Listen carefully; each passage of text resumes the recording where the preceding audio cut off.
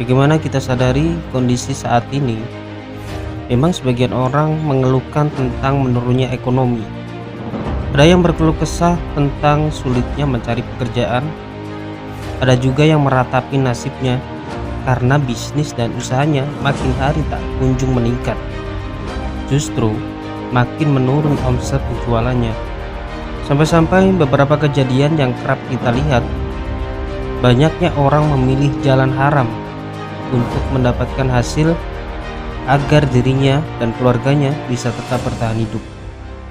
Seperti data yang saya ambil dari media online, Polda Metro Jaya mencatat kejahatan kriminal meningkat pesat saat pandemi COVID-19 hingga saat ini. Keluh kesah yang terjadi saat ini bukan hanya kita saja yang merasakan, tapi ini terjadi pada setiap makhluk Tuhan yang mempunyai nyawa. Saya akan berikan cara yang simpel tapi ampuh untuk membantu Anda keluar dari keruwetan masalah Anda saat ini. Cara ini yang dilakukan oleh Bob Sadino yang biasa kita kenal dengan sebutan Om Bob. Sengaja saya angkat mungkin dari versi saya. Ada yang belum mengetahui hal yang menarik untuk bisa kita bicarakan di topik ini dan menjadi acuan untuk Anda bisa tetap survive dan lebih semangat lagi dalam menjalani hidup. Berikut ceritanya. Seperti yang kita ketahui dan yang sering kita lihat di media massa, sosok Bob Sadino memang tidak asing lagi di telinga kita.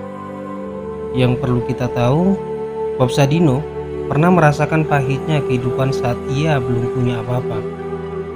Setelah lulus SMA dan enggan melanjutkan kuliah, Bob Sadino akhirnya memutuskan untuk bekerja di Unilever. Beberapa tahun sebelum ia singgah dan bekerja di luar negeri, setelah memutuskan keluar dari Unilever, Bob Sadino pergi keliling dunia sampai akhirnya ia memutuskan untuk menetap di Belanda selama 9 tahun. Di Belanda pula, Bob Sadino bertemu dengan tambatan hatinya yang akhirnya menjadi istri yang merupakan seorang karyawati Bank Indonesia Amerika Serikat. Usaha jatuh bangun seorang Bob Sadino adalah ketika ia menjadi sopir setelah kepulangannya dari Belanda sebagai perantau. Berbekal gaji hasil kerja di Eropa, Bob Sadino membuka usaha mobil dan ia sendiri yang menjadi supir. Usahanya tersebut tidak berjalan lancar setelah musibah kecelakaan menimpa Bob Sadino yang mengakibatkan mobilnya rusak parah. Akibat musibah yang menimpanya, Bob Sadino mengalami kerugian besar dan tidak bisa melanjutkan usaha sewa dan memperbaiki mobilnya. Desakan kesulitan itu akhirnya membuat Bob Sadino menjadi kuli bangunan untuk menyambung hidup dirinya dan keluarganya. Kesulitan ini sempat membuat Bob Sadino mengalami tekanan dan depresi karena gaji yang ia terima sangat pas-pasan untuk memenuhi kebutuhan keluarganya. Bob Sadino memiliki rekan pensiun Jenderal Angkatan Udara yang bernama Sri Mulyono Herlambang yang juga merupakan perintis usaha ayam ras.